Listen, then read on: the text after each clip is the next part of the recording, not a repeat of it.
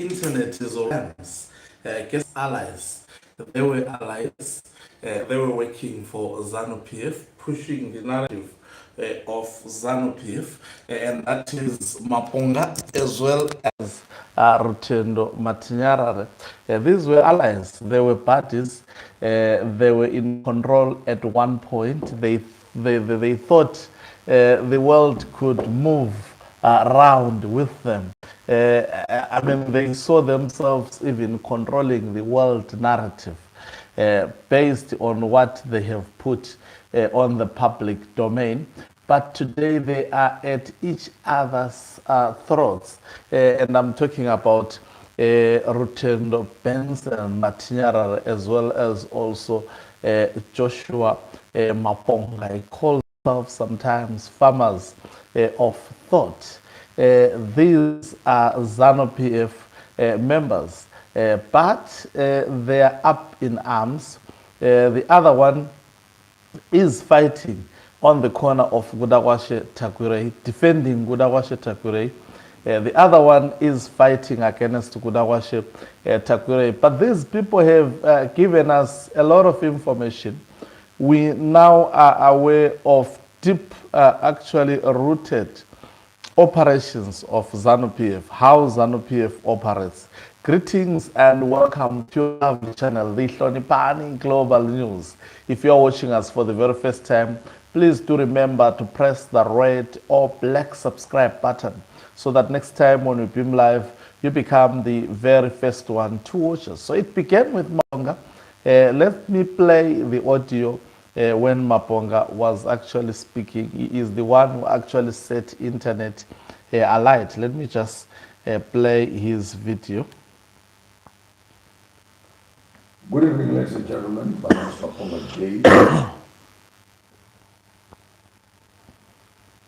It's my network. It was playing nicely. I don't know what is happening now. Come tonight to clarify the stories that have been making rounds on the social media space. Hopewell Chin'no, Benson Matinyarare, Hulu Bila, and Rudo Soko. Come close. Let's play. He called certain individuals. He says, come close, let's clear. We are waiting what exactly he wants to clear. I had a phone call with Benson and Hopewell after our squabble and misdirected, misinformative videos that Rutendo had sent on the social media space. Then I needed to clarify. And when Hopewell saw our battle, we called a conference call together to clarify those issues. Hopewell Chin'no advised me that we needed to bury our hatchets so that we can be able to develop the Zimbabwe story in a more positive light. It was a three-way call. Hopewell Chin'no, we'll talk about that. Benson. It was out of the phone call that I later made a follow-up call to Rutendo to advise him where I thought best he would be able to handle himself. Okay, it's my network here, so you know, but go forward. That is the video that went out on the social media space. I'm thinking of actually obtaining this video from somewhere. Just bear with me for a moment where it will actually play without even breaking of Maponga J. So let me look for him on this platform. It's usually give us, because I think I first saw, yes, it's let me just obtain it from here. Yes. No, they are parts. Let me look for the original one. It is not. Okay. That is the video that. Just bear with me. Christianity is in it. Good evening, ladies and gentlemen. My name is Maponga J. It's in parts. right here in Zimbabwe. I don't want this one. Come tonight to clarify the stories that have been making rounds on the social media space.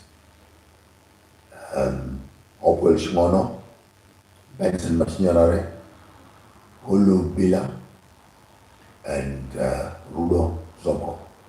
Come close. Let's clear this thing once and for all.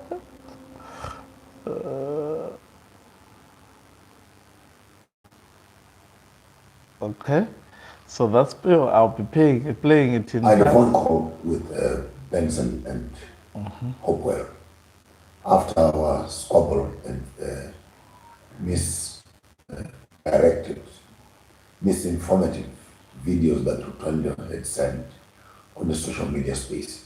Then I needed to clarify. Then when Hopewell saw our battle, we made a conference call together to clarify those issues. I had a phone call with Okay.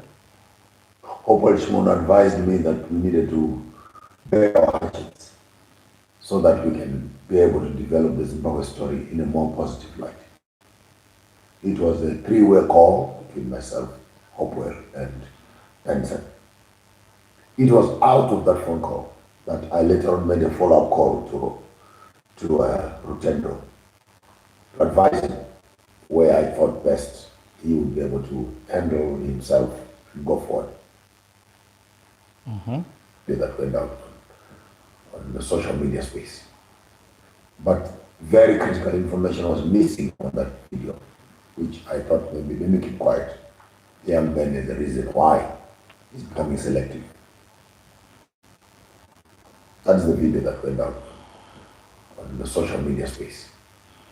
But very critical information was missing on that video, which I thought maybe let me keep quiet. The young man is the reason why he's becoming selective. Okay. It's not true that Benson was not paid for the services that he had claimed to give to the country. He was paid 14.2 million and he did not pay the lawyers. The lawyers had to come for another invoice altogether. Yeah. It is not true 14.2 that Benson was million. introduced to Kudakwashe Tagurei through ED Junior. That's not true. I personally, I took him to meet up with Kudakwashe Tagurei. It is not true that Benson removed sanctions. No. The nation of Zimbabwe, embassies, public sector, and international relations offices, including civilians who have been sleeping at the US Embassy for months. When Tungwarara comes up to pay for Benson, it's blackmail. Unfortunately, it was not an intelligent, well-informed decision that you can pay the very man who was destroying the party and you reward him with blackmail. Unfortunately, that's how Benson works. He records everything that you say, and he selects what he wants to publish and what he does not want to publish. Other information I'll be able to release a bit later on about his misunderstandings and some of the misgivings that we had and we have had along the short space of time that I've come to know him, including our presidential encounter, including the hotel. He records everything that you say and he selects what he wants to publish and what he does not want to publish. Other information I'll be able to release a bit later on about his misunderstandings and some of the misgivings that we had and we have had along the short space of time that I've come to know him, including our presidential encounter. Okay. So in simple terms, this is what Maponga raised. It was late. I mean, it was very, very late. at night. This is the information that he released about Rutendo Matinyarara. And Rutendo is very, very fast. He was quick. I can tell you that X space is abuzz at the moment because Rutendo has actually lit up the X space. And now I just want to, without adding anything, because this is important, these people, they clarify their issues so smart. So we want to hear both sides. Let me play Rutendo's side of the story. Let's hear him responding. Yes. No, it really hurts me to wake up in the morning like this to make a video to rebut my once good friend and elder brother Joshua Maponga. And all this is happening because we met a billionaire who said, I love your guys' talent. Come and work with my organization and you'll be millionaires within a year. It didn't happen. We're actually sitting here rebutting each other and fighting each other because the billionaire will not pay a simple invoice because my old Zimbabwe, after he commissioned us to do it. And many people have asked me, why do you record conversations with people? Why do you record phone calls? It's because people are dishonest, especially people in Zimbabwe. Listen to this. Good evening, ladies and gentlemen. My name is Maponga J, right here in Zimbabwe. I come tonight to clarify the stories that have been making rounds on the social media space. I had a phone call with Benson and Hopewell after our squabble and the misdirected, misinformative videos that Rutendo had sent on the social media space. And I needed to clarify. And when Hopewell saw our battle, we had a conference call together to clarify those issues. Hopewell Chin'no advised me that we needed to bury our hatchets so that we can be able to develop the Zimbabwe story in a more positive light. It was a three-way call between myself, Hopewell, and Benson. It was out of that phone call that I later on made a follow-up call to Rutendo to advise him where I thought best he would handle himself and go forward. That is the video that went out on the social media space. But very critical information was missing on that video, which I thought maybe let me keep quiet. The young man is the reason why he's becoming selective. It is not true that Benson was not paid for the services that he had claimed to give to the country. He was paid 14.2 million and he did not pay the lawyers. The lawyers had to come for another invoice altogether. So, you've heard that figure that Joshua Maponga has given, 14 million. I don't know if he forgot that he had actually spoken about the very same figure just 2 months ago. And So this is the line of defense of Rutendo.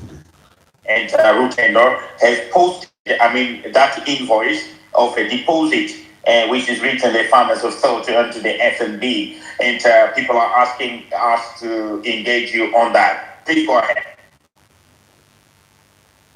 Rutendo is very notorious, and I know why he's doing that.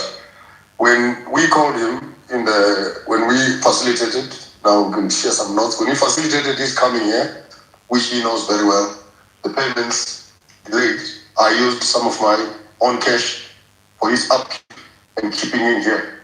But I had not submitted an invoice for the entire work that we're going to be doing, only to be repaid when the invoice had come through. But it was all inclusive. So if you want to throw the invoice, that's incorrect, Rutendo. Can you bring the entire invoice and people can know? So that you don't only blackmail me. Show us the deposit slip from the principal and then show that, and I can justify your hotels at Miku's Hotel, 5-star, a rented car, putting with a sunroof, a house in Borodale, and the list can go on. To justify that invoice. Because I had not billed directly. The bill was inclusive to what we're going to be doing together. So if you want to throw the curtains and the napkins out, I'm all out. Can we have the next invoice, please, of how much was paid? And make them two, please. The initial payment, which was 7.5, and the next in payment, which was 1.3 or 1.4 million. then put the two together, and then let's have a nice conversation. You hear that in Joshua Maponga's own words. He's saying that we were paid 7.5 million rand plus 1.3 million rand. That's 8.8 million rand altogether. Money given to my organization, Zimbabwe Anti-Sanctions Movement, in order to go to court against Joe Biden, Nancy Pelosi, Secretary of State, Secretary of Treasury, and the banks of America, United Kingdom, Europe, and South Africa that were implementing illegal sanctions that had been called illegal by the United Nations Human Rights Council, that my organization also got into Zimbabwe. So why has the number changed all of a sudden, just from 2 months ago when he said 8.8 million to now 14 million? It's for the same reason why he was on these spaces explaining himself. Joshua Maponga had gone onto the internet and said that I was lying, that I had done work with his boss, the billionaire Kuda Tagwire, and I had been fighting sanctions with Kuda Tagwire. He said that I had no proof of deposits, I had no proof of invoices, I had no proof of a contract, so I was lying. I then said, but Joshua, we gave you 100,000 rand as a commission for our first payment that was supposed to go to the lawyers that already started the work. He said I was lying, so I produced a POP on these spaces. That's what he's calling an invoice, and he was shocked. Then he started lying that no, I was paid for your accommodation. He's paid for everything. Joshua didn't have to pay for anything. So Joshua has been lying, and he's lying again now. But besides speaking to Joshua, I also spoke to his boss about the very same numbers when he needed to make a payment 2 years later of not making any payments with our lawyers working for nothing. Listen to this. I didn't demand to Mama that's the weekend time. Then just a complete and actual Vapira before the end of the year. So I guess I'm about to get out of now. So if I do 1 million this week, it won't cause problems or to cause the problems. And this young woman, because I'm not done to holiday, and you know, it's the dogs, no? It's not what you I make arrangements. So I think I can do another maybe 1 million, 1.8 million today or tomorrow. Okay, can I consider that two commando now? Tomorrow morning, by tomorrow afternoon, you'll have 1.8 million. I'll see what I will do after that. Okay, but I definitely by mid-January to end of January, I'm going to pay this 7. What's the amount? 7 million? 7 million. 7. 8 million. 8 million. Probably why is it that I promise? Guys, my challenges so this is somebody to a company. Problem is the lawyers last bonuses after they do the work. Okay, let me see what I can do. But I definitely will do 100,000 equivalent tomorrow. That's what I can do. For context, how I met the billionaire Kuda Tagwire was that Junior Mnangagwa had seen how we brought the UN Human Rights Council into Zimbabwe to determine if there were sanctions, because many people didn't believe there were sanctions in Zimbabwe. The UN Human Rights Council came, determined that there were sanctions in Zimbabwe, declared them illegal, and also said that they were violating human rights. And as such, with that report, Junior Mnangagwa said, congratulations for the good work, what do we do next? And I said, we will need to go to court. And he said, yes, absolutely, that's a good idea. Why don't we go to the International Criminal Court? And I told him we were not signatories, but we could look at the International Court of Justice, and we could also look at local courts. He said, go to court, we'll find you the money. That's how he introduced me to Kuda Tagwire, or at least Kuda Tagwire then got in touch with me through Joshua Maponga, and Kuda Tagwire works with the president's son.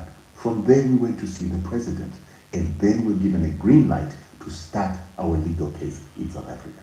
When we met Kuda Tagwire, he asked us, how much was this case? And we said about $6 million US. So he said, I will give you money to pay you for the work that you've done now, and then I'll give you the remainder in future. So he gave us 1.5 million rand. The lawyer, Simba Chitando, took that money, and then the rest was given to Joshua Maponga.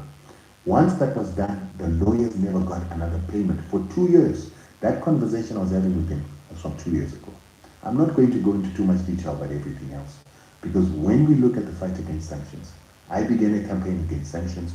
Okay, so to give people a clear a clearer understanding, because also the name of Hopewell Chin'no was actually mentioned. So on this video, I think I chose to play the both sides and give you all sides of the coins. People are explaining themselves because we wake up in the morning, we are worried. Why, especially myself, bringing in the name of Hopewell Chin'no, how does it fit in within this equation? And I'm sure a lot of people had questions, but this is his response. He wrote it. He says, "Good morning, my brother. Thank you for bringing." Who was this brother? Oh, it's JT. Yes, he asks, "How does your name come here?" He says, "Thank you for bringing this post to my attention. I had not 773697 followers. He contacted me in his capacity as someone wanting to give me a story about what was happening between him and Rutendo. I told him that I do not do these kinds of stories and suggested that the two of them should rather talk and resolve their issues directly. As you can see from the screenshot, I did not even know who he was until he introduced himself. I did not have his number saved then, and I still do not have his number saved now. That is why I am surprised to see my name being dragged into this matter when he knows very well that our interaction was limited to him trying to tell me a story, which I declined to pursue. I have never involved myself in that dispute and have no interest in doing so. I am a journalist. I speak to people from all walks of life and listen to anyone who believes they have a story to tell. My job is to hear what people have to say and then make an editorial judgment on whether there is credible and newsworthy story worth pursuing.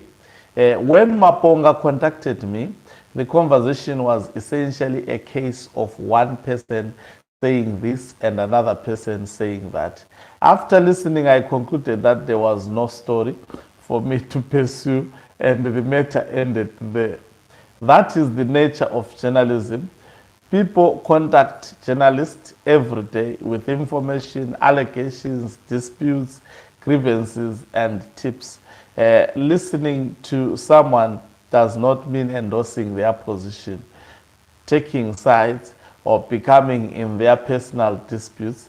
In this case, I listened, made my assessment, decided there was no story, and moved on. My name has been tagged into Maponga's tweet. This is perfectly normal. To be honest, I expected many people would tag me because my name naturally attracts attention and engagement on social media. So that is the response from Hopewell Chin'no, of which I will actually accept at the moment. Now, there are many highlights of, especially of what Maponga said.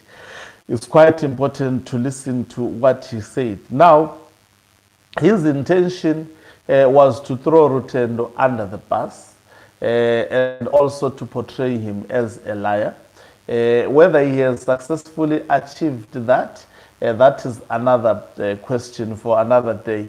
I would not be addressing that. We wait because he said he still has more information. Let me take for the moment a neutral position.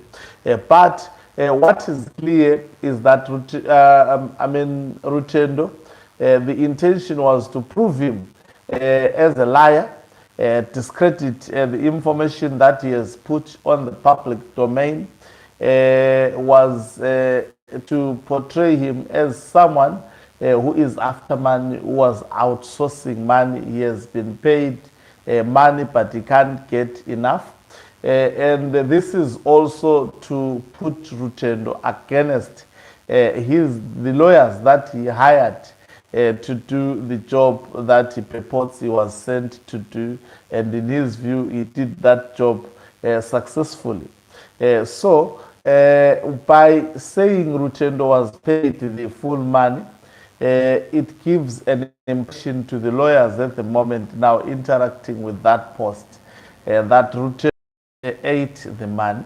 He said about 14,000 something was paid in cash to Rutendo, something that Rutendo also disputes, that he wasn't paid all the money. But you know what is interesting for me is the level of corruption in Zimbabwe.